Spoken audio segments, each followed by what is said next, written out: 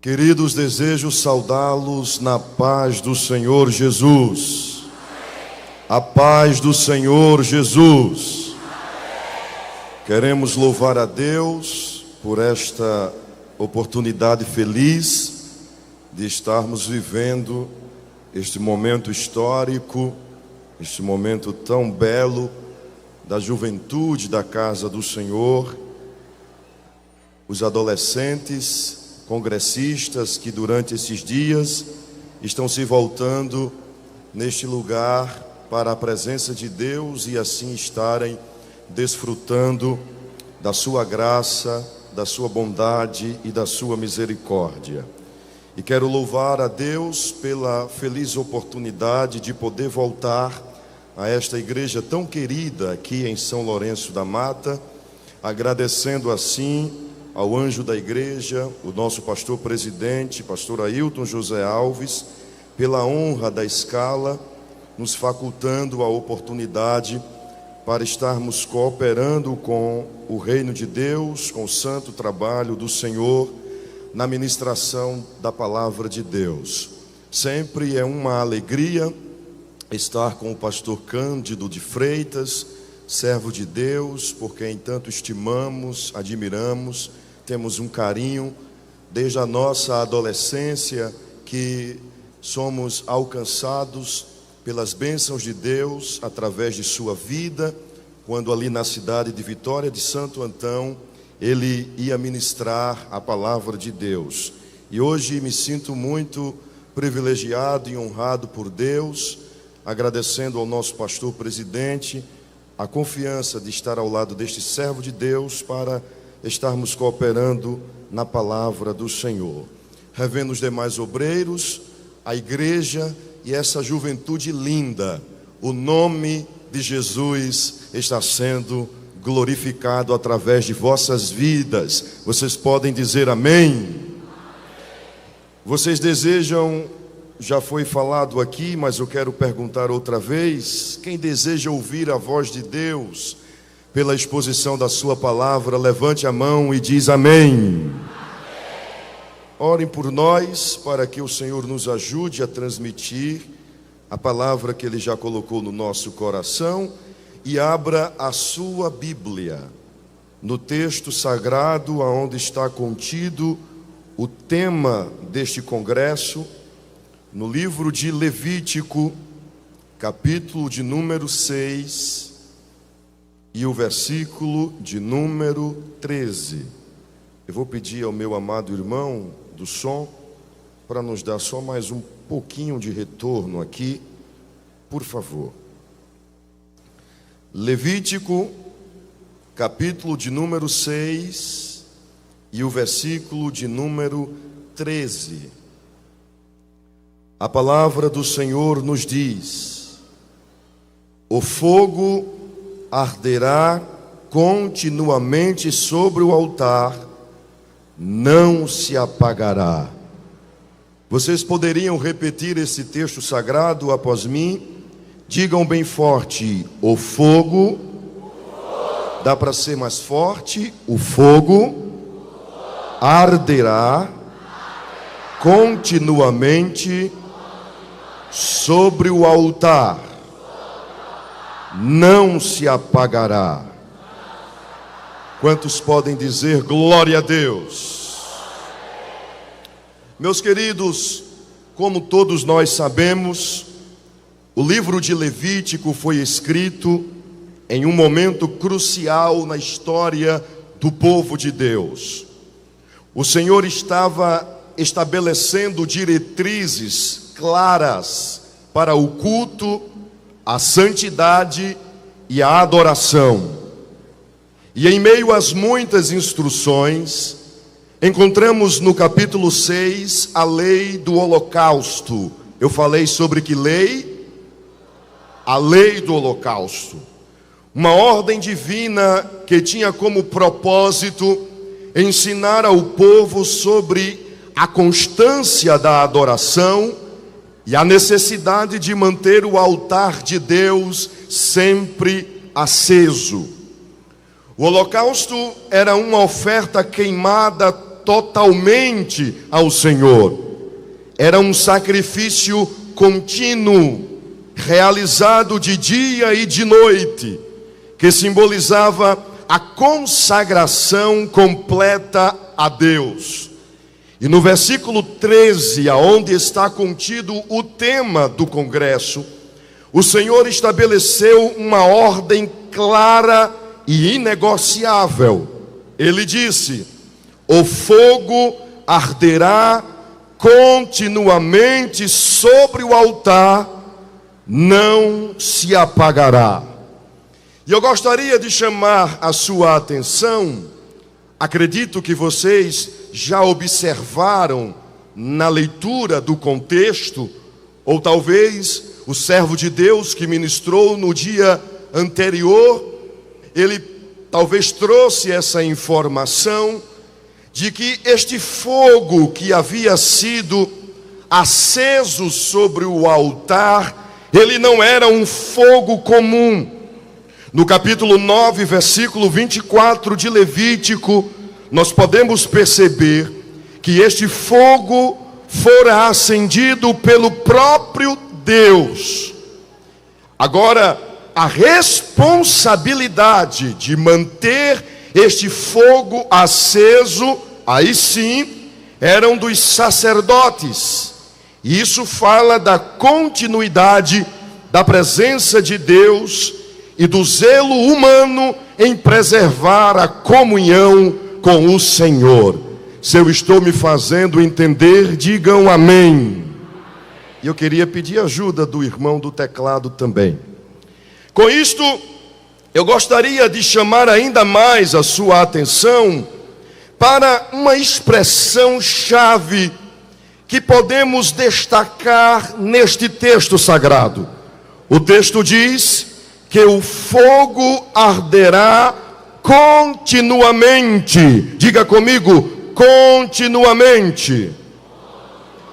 Eu quero que você perceba esta expressão na sua Bíblia, e se você puder destacar ela, destaque, grife-a, porque ela não é apenas uma instrução ritualística do passado, mas ela é uma palavra profética para este tempo.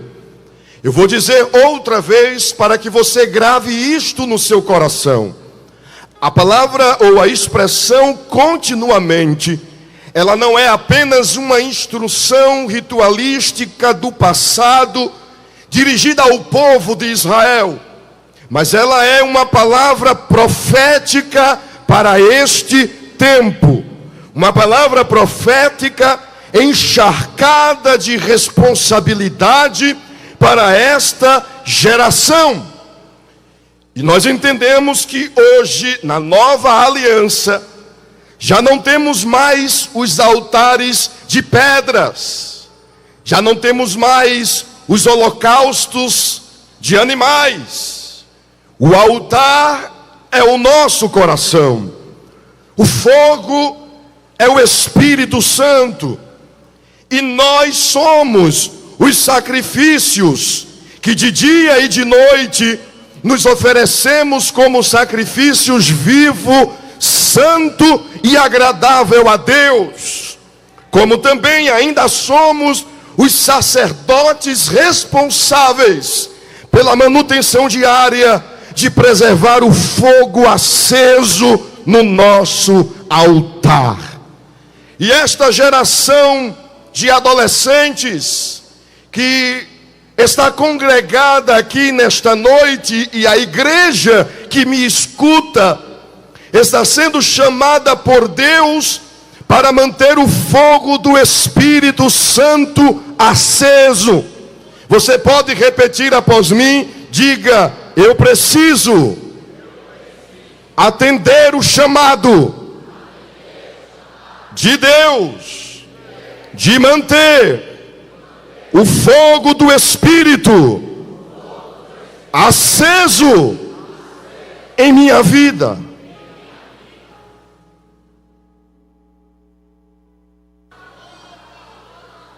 Você é o altar. Você é o sacrifício. Você é o sacerdote. Deus acendeu o fogo do altar,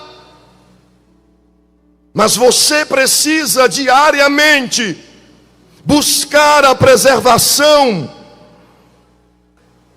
Você não pode permitir que a chama da santidade, que o calor da oração, que o ardor da consagração e da comunhão com Deus se apague em sua vida.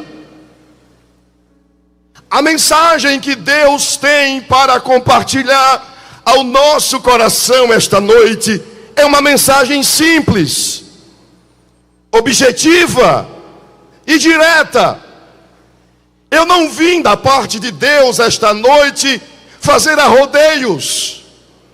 Eu quero, pela palavra e pela ajuda do Espírito Santo, alcançar o teu intelecto esta noite. Por isso, não se distraia, olhe para mim. Eu quero, pela palavra e pela ação do Espírito Santo, alcançar o teu coração esta noite. Porque se você entender o chamado divino que está sendo feito a você, o inferno está em pavorosa.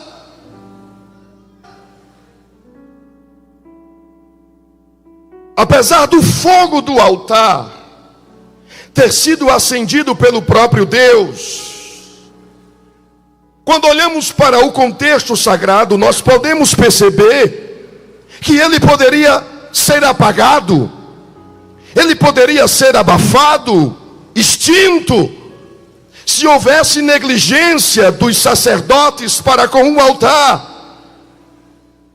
E eu quero nesta hora abrir um parêntese para dizer que o problema de muitos altares não terem fogo aceso hoje não é por causa da ineficiência do fogo, não é porque o fogo se tornou ineficiente, é isto que eu quero dizer. Não é porque a força do fogo se exauriu, mas por causa da negligência dos sacerdotes, que descuidaram de remover as cinzas, de renovar as lenhas, de colocar novos sacrifícios diários. Muitos corações já não sentem a presença de Deus, não porque o poder de Deus mudou ou enfraqueceu, mas porque descuidaram com a vida de santidade, passaram a se conformar com este mundo, adotaram o estilo de vida mundano, que é regido pelo diabo nesta sociedade. Por isso que muitos corações desfrutam da ausência da presença de Deus. Mas a igreja do Senhor, mais uma vez, se levanta neste congresso de adolescentes, que não se restringe à cidade de São Lourenço da Mata. Vocês não imaginam até onde vai o conhecimento deste conclave espiritual. E eu quero louvar a Deus pela tecnologia que temos, porque a voz da igreja esta noite está indo mais adiante. Eu sei que o Espírito Santo de Deus está a tratar com corações nesta noite. A igreja continuará confrontando as investidas do diabo, porque o seu intuito, o seu plano, o seu propósito é apagar o fogo do Espírito em nossas vidas. Mas eu quero que você olhe para esta pessoa que está do seu lado, olhe para este rapaz, olhe para essa moça, olhe para este irmão, olhe para esta irmã, olhe para essa pessoa e na autoridade do Espírito Santo, diga para ela: os planos do diabo contra a sua vida não prosperará.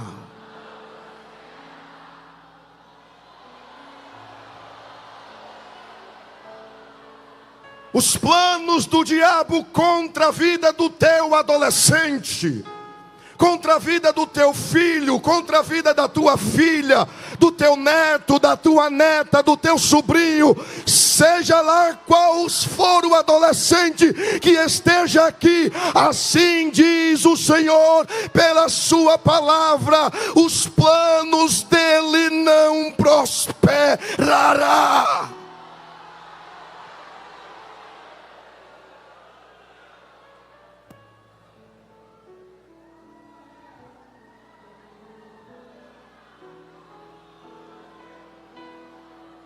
O fogo continuará aceso.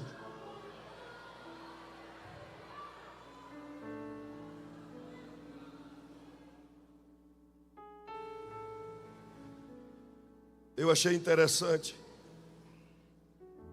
que a mesma observação que eu inseri aqui na minha anotação, o pastor Cândido destacou aqui.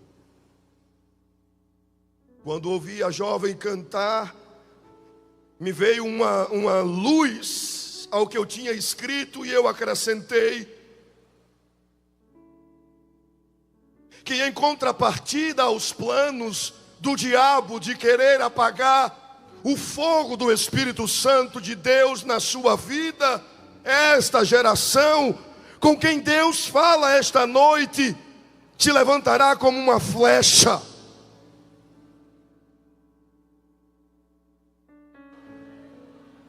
E será lançada por Deus. E eu perguntei ao Espírito dentro de mim, lançada para onde?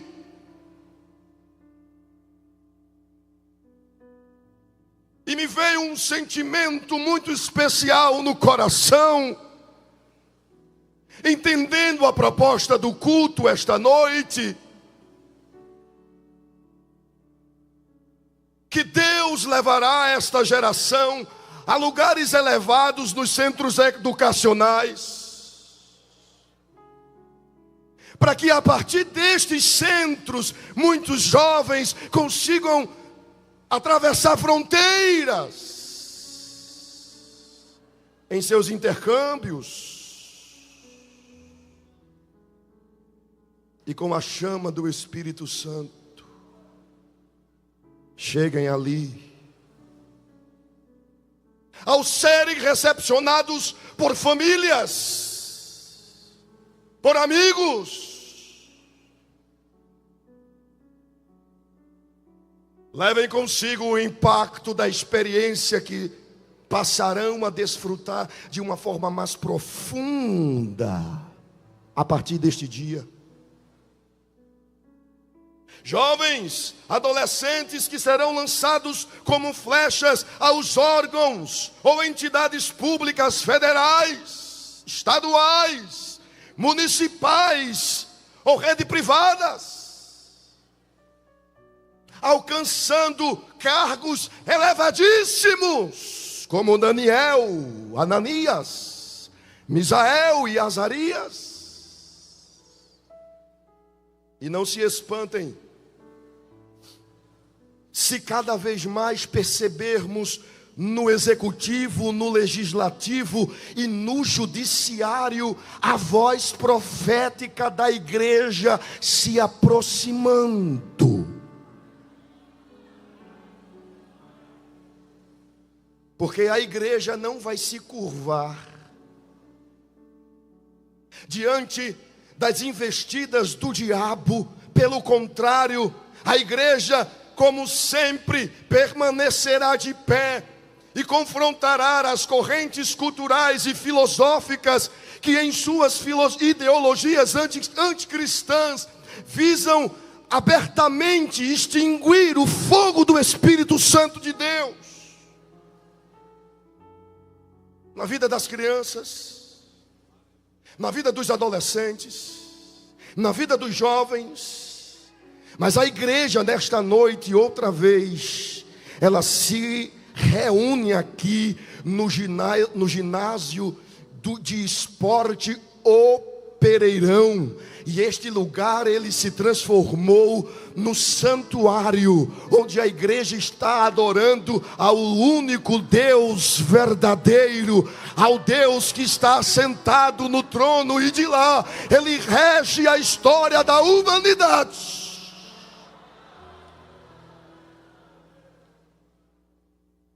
Nós vamos outra vez aqui, pela pregação do Evangelho, ecoar a voz da igreja, dizendo não às correntes culturais e filosóficas permeadas nas ideologias anticristãs deste tempo. Nós vamos dizer nesta noite não ao ateísmo. Vocês podem dizer após mim, digam bem forte: não ao ateísmo.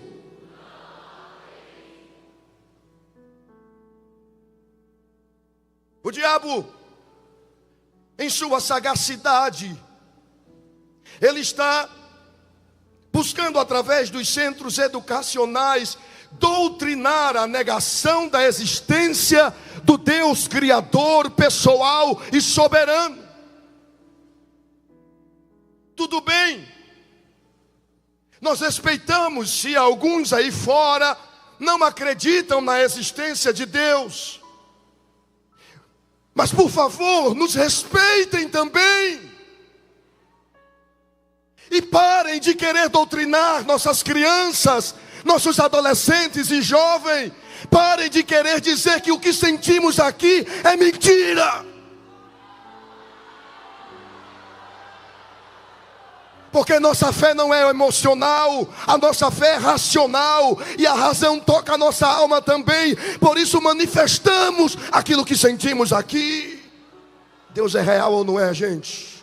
Deus é real ou não é, gente? Ele existe ou não existe? Você o sente, você fala com Ele, Ele fala com você.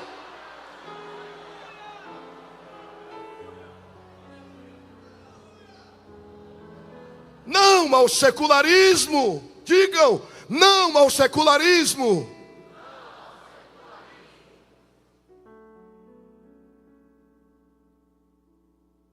O secularismo é uma ideologia que busca separar a religião da vida pública, promovendo uma sociedade onde valores cristãos são excluídos das decisões políticas, da educação e da cultura. E sobretudo eles marginalizam a nossa fé. Querem decidir suas leis baseando nos seus próprios ideais, não valorizando uma maioria como nós cristãos.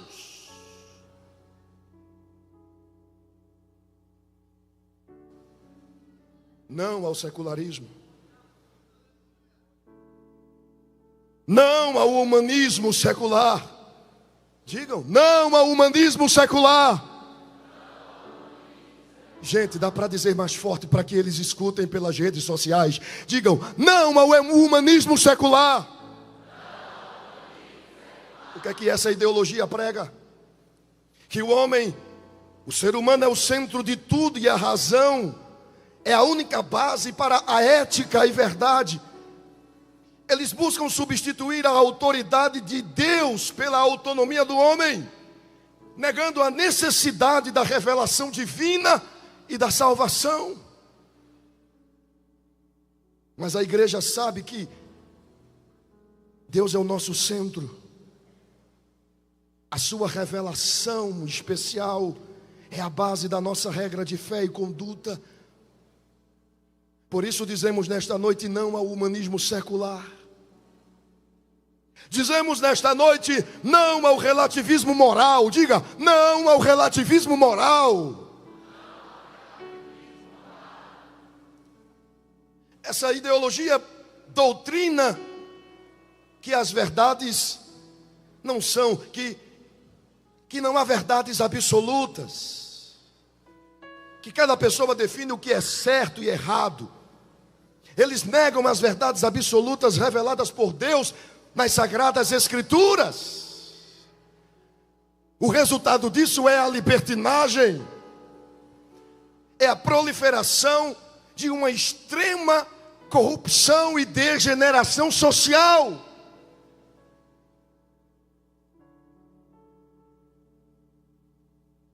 Eu vou dizer uma coisa aqui. A minha filha tem 4 meses de idade.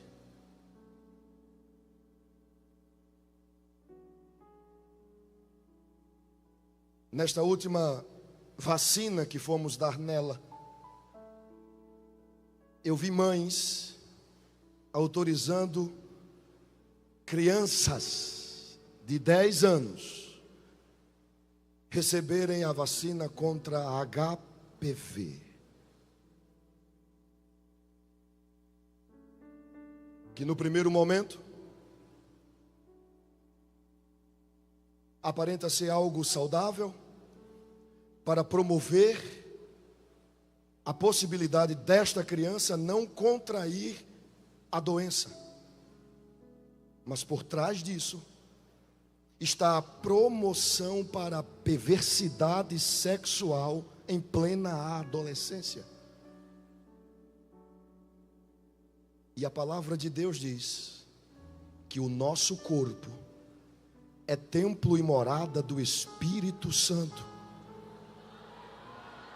O rapaz que busca viver uma vida de santidade, uma moça que busca viver uma vida de santidade, ele sabe preservar o seu corpo e ele vive uma vida dirigida pela palavra de Deus, pelo caminho da santidade, e o seu corpo sendo preservado irrepreensível em santidade, claro, automaticamente Deus cumprirá seus planos, seus desígnios, e essa pessoa jamais estará exposta a uma possibilidade como esta. O segredo é somente viver de acordo com a palavra de Deus.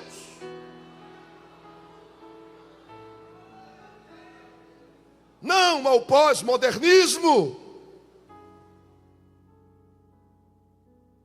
que prega a desconfiança da razão, da verdade objetiva e das grandes narrativas, com o objetivo de enfraquecer a autoridade das Escrituras e do Evangelho, ao tratar a Bíblia como apenas uma narrativa entre muitas.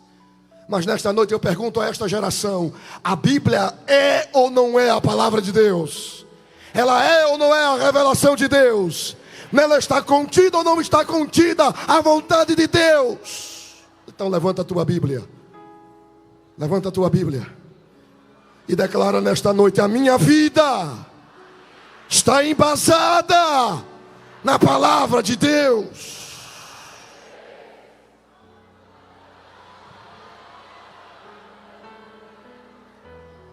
Não a ideologia de gênero, que busca doutrinar nossas crianças, adolescentes e jovens de que a identidade de gênero é uma construção social independente do sexo biológico. Mas se a Bíblia é a palavra de Deus, a nossa regra de fé e conduta, e nós ficamos com ela, a Bíblia diz que o Deus Criador criou macho e fêmea. O sexo já está definido por Deus no ato da criação.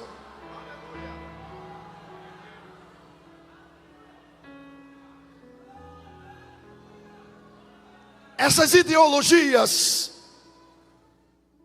são como águas frias, gélidas, que buscam tentar apagar o fogo do Espírito Santo na vida das nossas crianças, na vida dos nossos adolescentes, na vida dos nossos jovens. Mas essa igreja, há mais de 100 anos, continua com os seus círculos de oração infantil ativos. Eu acho que você não me entendeu, eu vou dizer de novo. Essa igreja há mais de 100 anos continua com os seus círculos de orações ativos, levando crianças de 2, 3 anos a dobrarem os seus joelhos e a começarem a dizer as suas primeiras palavras para com Deus. Papai do céu, paizinho querido, e as tias que me escutam nesta noite, abrem a Bíblia e vai inculcando na cabeça delas: Deus é o Criador, Jesus é o Salvador, o Espírito Santo é o fogo de Deus na vida da gente. E essas crianças vão crescendo, recamando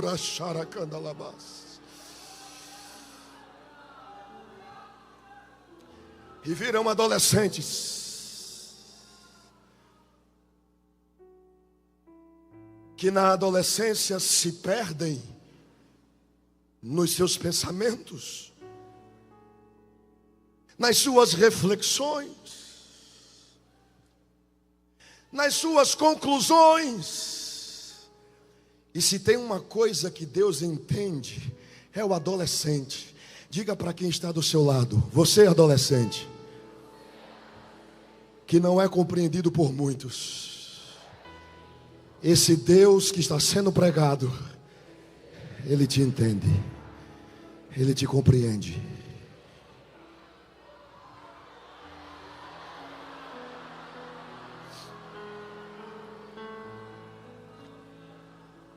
A faixa etária da adolescência é um desafio grandíssimo, aonde tudo que é transformação acontece ao mesmo tempo. E muitas vezes, por algumas razões que não vou abrir comentários aqui, não percebemos a atuação de Deus. Porque Deus, Ele age na vida de uns e não na vida de outros. Será que é porque Deus faz acepção de pessoa? Respondam. Será que é porque Deus faz acepção de pessoas? Respondam. Mas por que então isso acontece? Porque a maneira como respondemos a Deus na adolescência pode mudar de um para outro.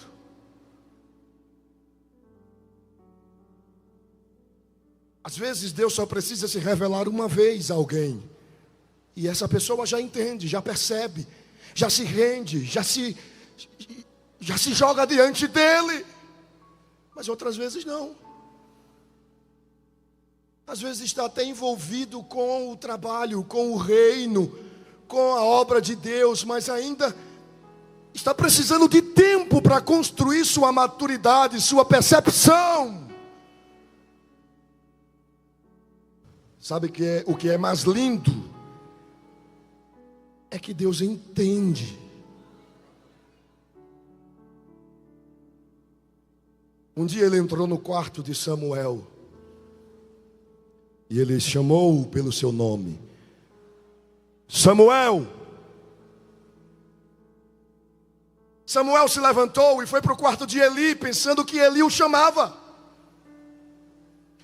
E disse: aqui está o teu servo. E Eli disse: eu te chamei? Ele disse: não me chamaste? Não, não te chamei. Volta e dorme. E quando Samuel volta para o seu quarto e que deita, a voz chama outra vez o seu nome: Samuel. E ele se levanta e vai outra vez ao quarto de Eli e diz: eis aqui o teu servo, porque me chamaste? Eli disse: não, eu não te chamei. Volta e dorme. Ele volta para o seu quarto e deita, e a voz o chama outra vez: Samuel. E ele se levanta e vai, como das outras vezes, ao quarto de Eli. E a Bíblia diz que Eli entendeu. E disse ao adolescente: meu filho, volta para o quarto. E se ouvires a voz chamar o teu nome, dizes assim: fala, Senhor, porque o teu servo ouve. E Eli voltou para o quarto, e quando ele estava lá, ele ouviu a voz chamar o seu nome, Samuel. E quando ele ouviu a voz chamar o seu nome, ele se levantou e disse: fala, Senhor, porque o teu servo ouve. E o céu se descortinou, e Deus falou, e Deus se revelou a Samuel. Deus não desistiu de você, rapaz. Deus não desistiu de você, moça.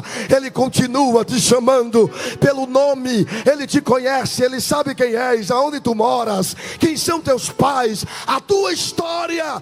Ele não desiste de você.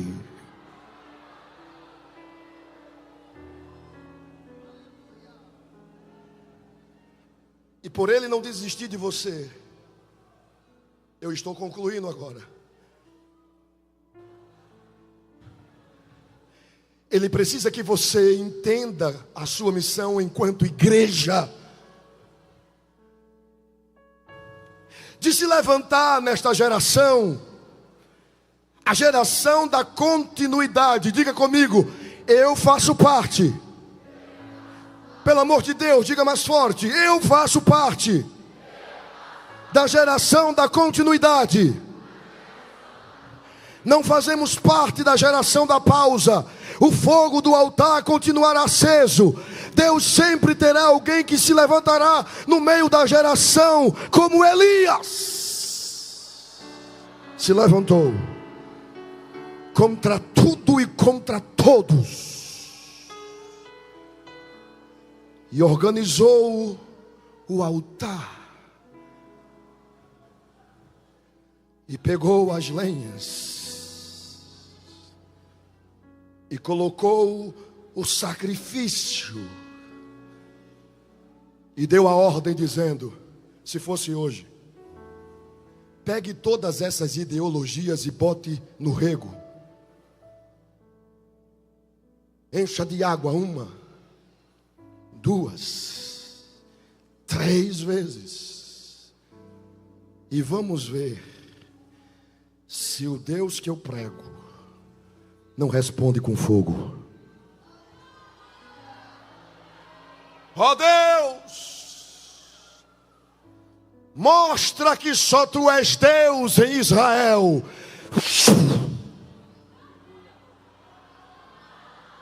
E o fogo consumiu o sacrifício, a lenha, a pedra, o pó, lambeu até a água.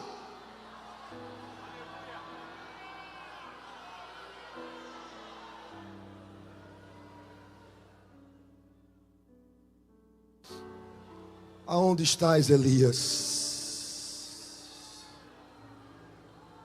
Que Deus vai levar para a faculdade, que Deus fará se tornar mestre, que Deus fará se tornar doutor, que Deus fará se tornar PhD, que Deus levará além das fronteiras, que Deus colocará em salas jamais acessíveis por pessoas comuns. Aonde estás, Elias?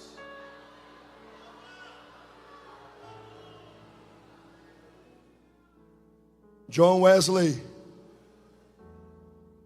um dos grandes homens que Deus usou para operar um avivamento na era passada. Um dia ele orou dizendo: Senhor, se me deres 100 homens que só amem a Ti, este mundo será abalado. Wesley cumpriu o seu chamado e passou. Tudo o que ele fez tornou-se história. Um dia, um grupo de estudantes indo à Inglaterra, estudantes de teologia, fizeram um tour por lugares históricos relacionados ao avivamento cristão e foram à antiga casa de John Wesley.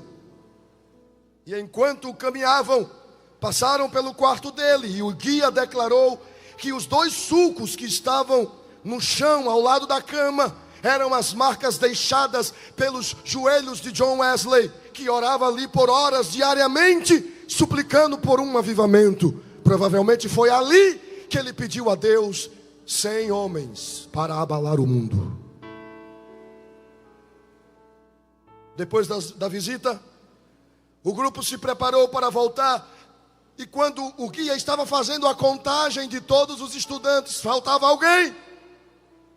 E o guia voltou para casa. E quando entrou no quarto, exatamente onde estavam marcadas as marcas dos joelhos de Wesley, havia alguém ali, com o rosto entre as mãos, com o coração contrito e quebrantado, repetindo por várias vezes as mesmas palavras: faz de novo, Senhor. Faz de novo, Senhor. E começa comigo.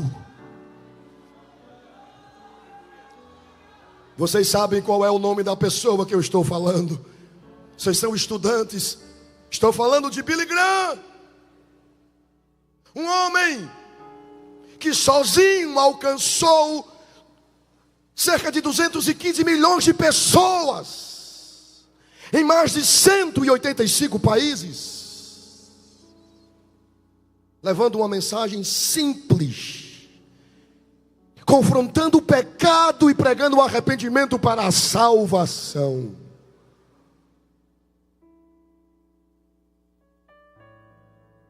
Um dia Deus disse a Judá: eu busquei dentre vocês um homem para promover o avivamento que Judá precisava. E Judá só não viveu este avivamento porque eu não encontrei.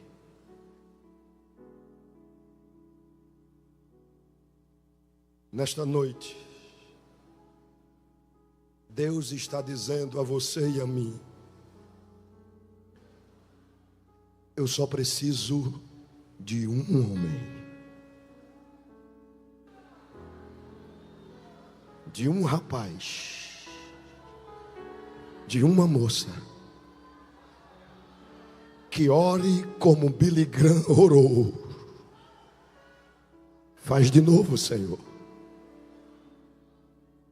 Começa em mim. Vocês podem ficar de pé?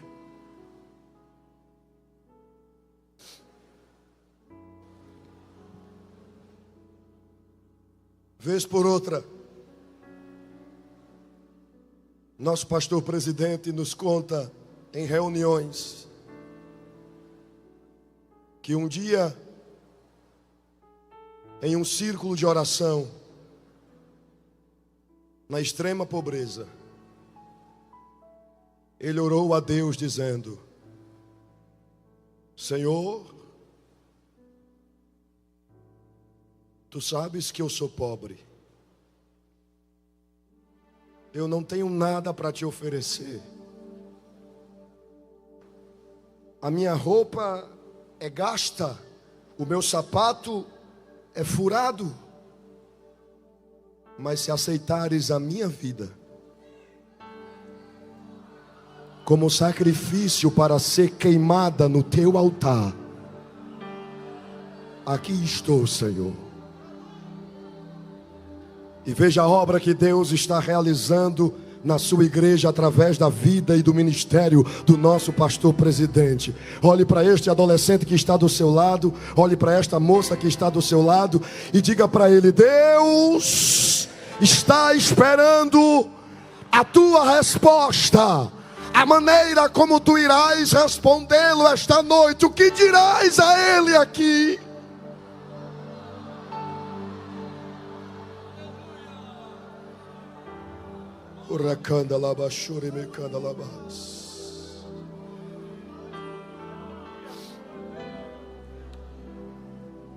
Eu queria pedir que você dessem as mãos uns aos outros.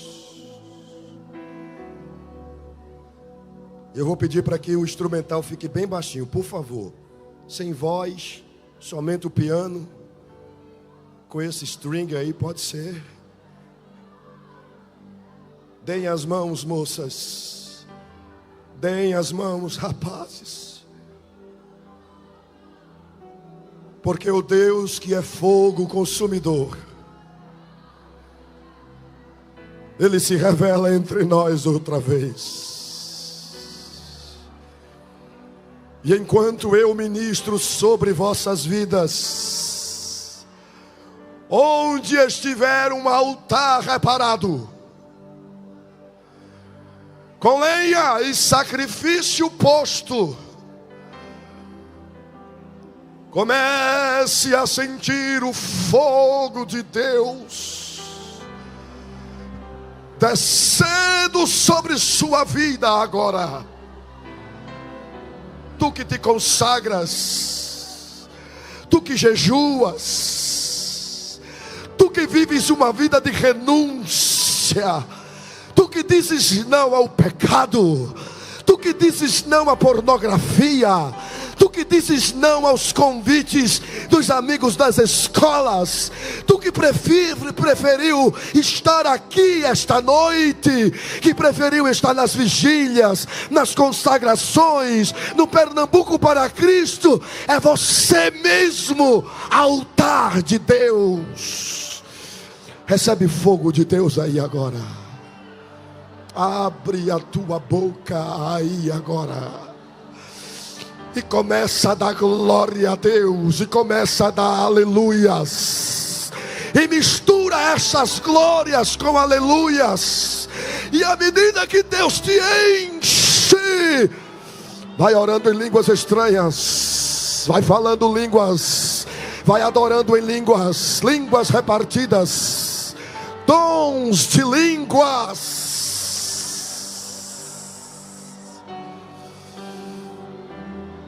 Novrio comondrio sobre Canalaba.